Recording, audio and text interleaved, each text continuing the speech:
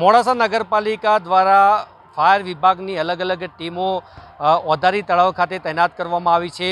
વિસર્જનને લઈને નગરપાલિકાની ફાયર વિભાગની ટીમ હાલ ઓધારી તળાવ ખાતે તૈનાત છે। કોઈપણ પ્રકારની દુર્ઘટના ન સર્જાય તે માટે ખાસ તકેદારી રાખવામાં આવી રહી છે। કોઈપણ ભક્તને અંદર પ્રવેશ આપવા દેવામાં આવતો નથી અને જે પ્રતિમા છે એ ફાયર વિભાગની ટીમ દ્વારા જ કૃત્રિમ કુંડ સુધી લાવવામાં આવી રહ્યો છે।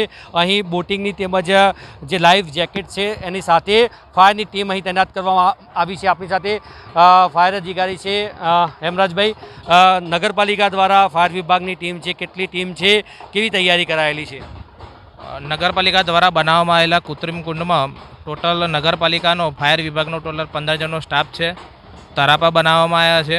નગરપાલિકા તરફથી ક્રેનની પણ વ્યવસ્થા છે, મોટા ગણપતિ છે એ કરવામાં આવ્યા છે અને શાંતિપૂર્ણ માહોલમાં કોઈપણ જાતનો અનિચ્છનીય બનાવ ના બને અને શાંતિપૂર્ણ માહોલમાં વિસર્જન થાય છે એ રીતની વ્યવસ્થા કરવામાં આવેલી છે। વરસાદ છે, વરસાદી માહોલ વચ્ચે કેવા પ્રકારની ચેલેન્જીસ હોય છે? ખાસ કરીને મોટી સંખ્યામાં જે લોકો છે, ભક્તો છે, અહીં સુધી આવે છે અને તે અંદર ન પ્રવેશે તે માટેની કેવી વ્યવસ્થા છે? ભક્તો એમના આવે છે વિસર્જન માટે, પણ એમને થોડુંક ડૂબી ના જાય એના બનાવવા માટે દોરડાને બાંધી અને એમને સમજાવી અને ફાયર વિભાગના કર્મચારીઓ દ્વારા જ વિસર્જન કરવામાં તે રીતની વ્યવસ્થા કરવામાં આવી રહી છે। કેટલા માણસોની ટીમ છે અહીંયા? ટોટલ ફાયર વિભાગના 15 કર્મચારીઓ હાલ ખડે પગે છે। ગયા વર્ષ કરતાં આ વખતે શું અલગ છે?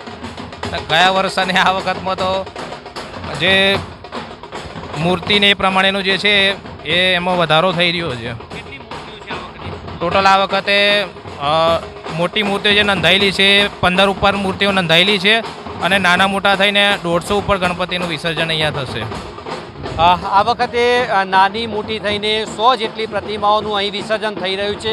સાથે જ કે ગ્રામ્ય વિસ્તારોની જે પ્રતિમાઓ છે આસપાસના જે નદી છે અથવા તો ડીપ છે ત્યાં વિસર્જન કરવામાં આવી રહ્યું છે। જયમીન સાથે અંકિત ચૌહાણ, મેરા ગુજરાત, અરવલ્લી।